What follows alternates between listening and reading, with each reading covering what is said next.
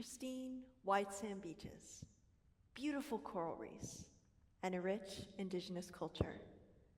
In the midst of this tropical paradise lies a dark secret. It grows stronger, biding its time, slowly infecting the nearby reef. What sounds like the plot of the next science fiction novel is the reality of the Marshall Islands, where the remnants of US nuclear testing haunts the island nation. Locals call it the Tomb. The Marshall Islands consist of 29 atolls halfway between Hawaii and Australia. The total landmass is about the size of Washington, D.C., but it is spread over an area roughly 5 times the size of California. The first American atomic weapons test in the Marshall Islands began in 1946 in Bikini Atoll. Tests were then transferred to the U.S. mainland at the Nevada test site before being moved back to the Marshall Islands because the new generation of thermonuclear bombs being developed had yields so large that officials feared the radioactive fallout could not be safely contained at any site in the United States. Comedian Bob Hope summed it up best by saying, "As soon as the war ended, we located the one spot on Earth that hadn't been touched by war and blew it to hell." As tensions rose with the Cold War, the race to find the bomb to end all bombs continued until 1958. In response to international pressure, between 1977 and 1980, the first and only ever United States nuclear cleanup operation was executed, an attempt to contain the radioactive waste. This included over 100,000 cubic yards of contaminated soil and debris, the equivalent of over 20 filled swimming pools, all from the Marshall Islands and the Nevada test site. The result was Runit Dome, a temporary concrete structure located on one of the 40 islands in Inuit Atoll. You may be wondering why a 16-year-old decided to write a TED Talk on something as obscure as Runit Dome. I come from a scuba diving family. This is a picture of me on my first dive trip in the Philippines at 9 years old. One day when I came home from school in 2018, my dad showed me an article about Runit Dome, a leaking nuclear crisis. I was shocked.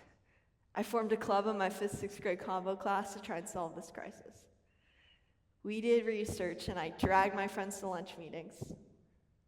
We didn't get very far, of course, but the idea stuck with me that Runit Dome could be the greatest environmental disaster the world has ever seen. First, I will talk about how the Marshallese Islanders were relocated and then exposed to high levels of radiation during the testing. Secondly, I will illustrate the untold story of the betrayal and suffering of the U.S. servicemen. And lastly, I will talk about why very soon you will need a radiation suit in order to surf in San Diego. I'll take you back in time. The year is 1954. This is Nurji Joseph. She was 7 years old. Little does she know her life is about to change. She wakes up on March 1st to an alarming sight. 2 suns in the sky. The second one quickly disappears, and in its place falls snow. Little does her village know this is the fallout from Castle Bravo, an atomic bomb 1,000 times as powerful as Hiroshima. It vaporized an estimated 300 million tons of sand, mud, coral, and water in a fireball and mushroom cloud. Within 5 minutes, it went all the way up through the stratosphere to 130,000 feet. The toxic snow falls on their food, permeates their water supply, and sticks to their bodies as chemicals like radioactive iodine, cesium, and plutonium wreak havoc. 2 days later, the United States arrives to evacuate the Marshallese Islanders, but it's too late. Their hair is falling out in clumps. Their skin burned. They're throwing up everything they eat. Radiation poisoning. They return the natives to their homeland 3 years later to be human guinea pigs. The results? catastrophic. Cancer, miscarriages, and birth deformities skyrocket.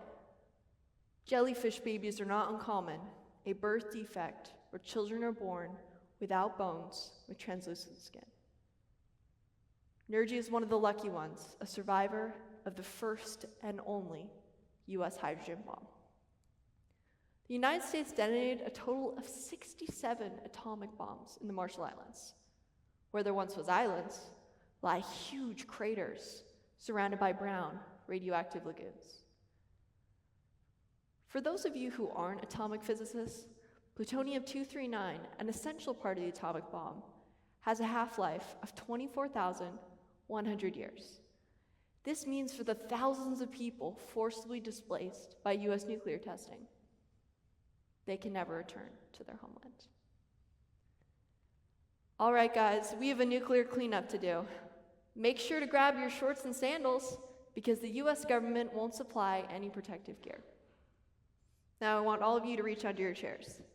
If there's a yellow ticket, I want you to raise your hand. Now, I want everybody to look around the room. I'd like to congratulate you guys because you survived. If not, you're among the 3,600 of 4,000 annually taught cleanup veterans that are now dead. Unfortunately, the rest of you will soon join them because you've been denied veteran health care. We live in an unpredictable era. Temperatures rising, crazy weather patterns, and more fragile endangered species than ever before.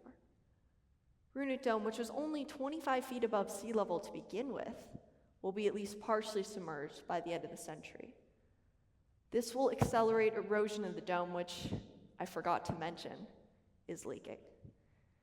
It works like a toilet. Radiation seeps out through the permeable soil into the nearby lagoon. It is then flushed out with the tide into the Pacific Ocean.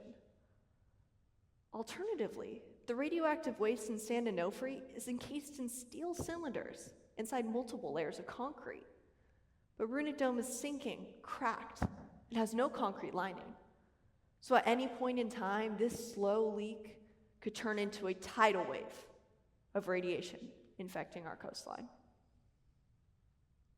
The people of the Marshall Islands did not ask to have their homeland poisoned. Over 4,000 US servicemen did not want to die slow, painful deaths of radiation poisoning. And I know my generation certainly did not ask to have the weight of the world on our shoulders. But it has happened. As Americans, we must work to amend the mistakes of the past and create a brighter future for everyone.